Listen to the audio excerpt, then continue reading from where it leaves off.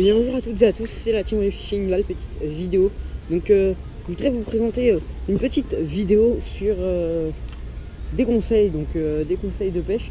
Donc déjà dites-moi dans les commentaires si ce type de vidéo vous plaît et vous intéresse. Donc ça va sortir avant l'ouverture de la truite bien sûr. Donc je voudrais vous donner un petit conseil, pardon j'ai rien me casser la gueule, donc je suis au bord de l'eau, pardon de ce gros mot. Hein. Et donc je voudrais vous donner un petit conseil qui est très utile, qui est même plus qu'utile quand on pêche la truite en rivière, que ce soit en rivière, dans un étang ou quoi. C'est une petite astuce que je vous recommande en fait à faire. Donc déjà dites-moi dans les commentaires si ça vous plaira et si c'est un type de vidéo qui va certainement aussi attirer d'autres personnes. Donc voilà. Donc sur ma canne, j'ai comme... je coupe la feuille, désolé, mais voilà. Sur ma canne, j'ai comme un petit bas de ligne. Un petit bas de ligne assez long. Donc voilà. Un petit bas de ligne qui me sert en fluoro pour éviter de me faire couper par le brochet. Et pour tout type de carnassier en fait. Donc voilà. Moi ce que je vous conseille, si vous avez qu'une canne, comme moi pour l'instant, ou après j'aurai ma canne à big bait, ma canne à UL pour la truite. Mais si vous avez qu'une canne qui vous sert pour le carnassier, pour tout quoi, sauf le silure, parce que c'est vrai que moi, en tout cas, ce que j'ai, ça va peut-être pas résister au silure. Donc, vous allez couper votre fluoro et vous allez prendre, pas de bading, vous allez laisser, comment dire, vous allez laisser la tresse tout court et vous allez même mettre votre agrafe.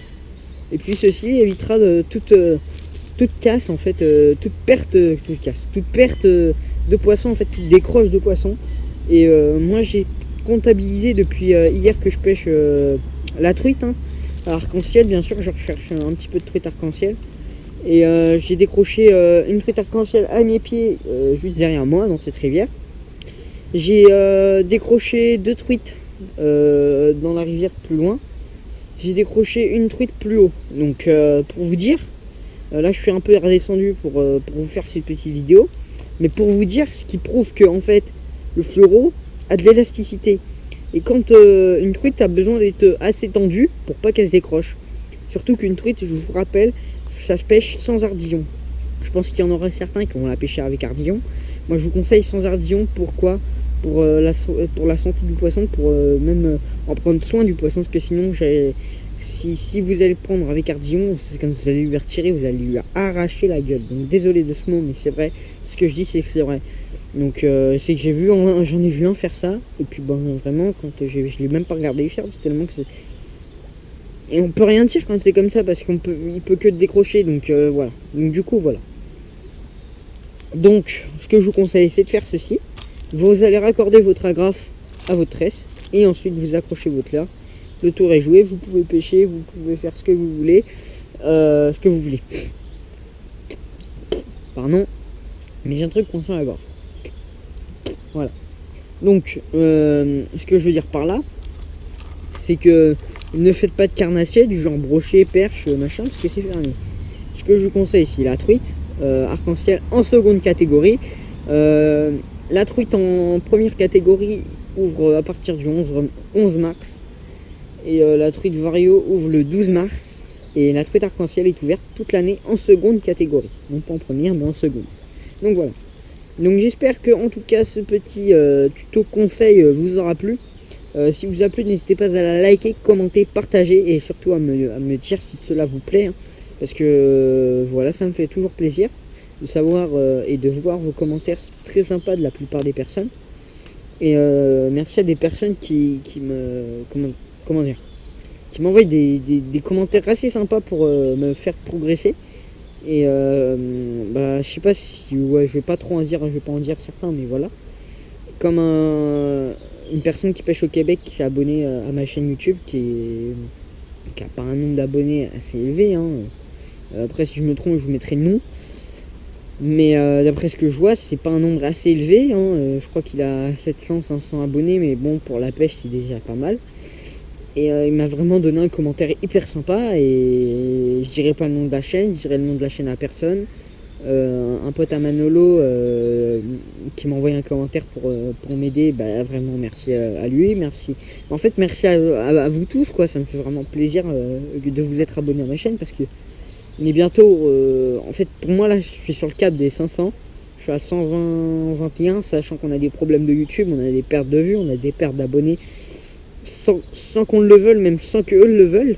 Et c'est ça le problème. Donc il y aura peut-être moins de personnes qui vont apprécier YouTube et qui vont peut-être je parle en grosse partie des chaînes YouTube qui vont peut-être arrêter de faire une chaîne YouTube si c'est pour voir ceci. Parce que si c'est pour voir des nombres d'abonnés qui baissent et des nombres de vues qui baissent, c'est comme moi, hein. Je vois ma vidéo de première partie, présentation de matériel. Bon, pour vous dire, si Téléleur ça intéresse plus de monde que des cannes. Mais c'est sûr que moi quand j'ai vu le nombre de vues, j'ai que 41 vues. Et puis là je suis déjà à 351 vues sur la première partie en un mois. Et puis j'avais fait déjà 100 vues en 5 jours. Pour vous dire que voilà. Et là je suis à 41 vues en 6 ou 5 jours. Voilà. Bon bref, à part ça c'est pas très grave. Vraiment moi je vous remercie, ça me ferait toujours plaisir. Pour vous redire, vous avez des vidéos qui sont programmées jusqu'au mois de mars. Mars-avril, jusqu'au même mois d'avril. Donc comme ça je suis tranquille pour aller au stage et puis pour aller pêcher en bordure de mer. Donc s'il y en a des personnes qui le savent, dites-moi dans les commentaires si en Charente-Maritime ça pourrait m'aider. J'ai essayé de chercher, j'ai pas trouvé. Si en Charente-Maritime en bordure de mer la pêche du bar serait ouverte au mois de mars, hein, voilà. En no-kill, bien sûr no-kill parce que voilà je les mange pas.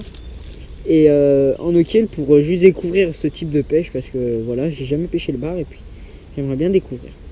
Donc voilà. Donc mois de mars, donc pour vous indiquer le tout, aïe je me pique un peu dans le doigt. Pour tout vous indiquer, c'est je crois fin mars ou mi-mars. Et s'il vous plaît aidez-moi parce que vraiment j'ai pas trouvé et puis je commence à un peu expliquer quoi sur internet, j'ai pas trop compris. Donc voilà, donc du coup ben j'espère qu'en tout cas cette petite vidéo vous aura plu. Si elle vous a plu, n'hésitez pas à la liker, commenter et partager. Donc nous on se dit à la prochaine à la prochaine vidéo. Donc voilà, désolé. Et donc nous du coup on se dit à la prochaine. Allez, ciao tout le monde, bye bye, ciao.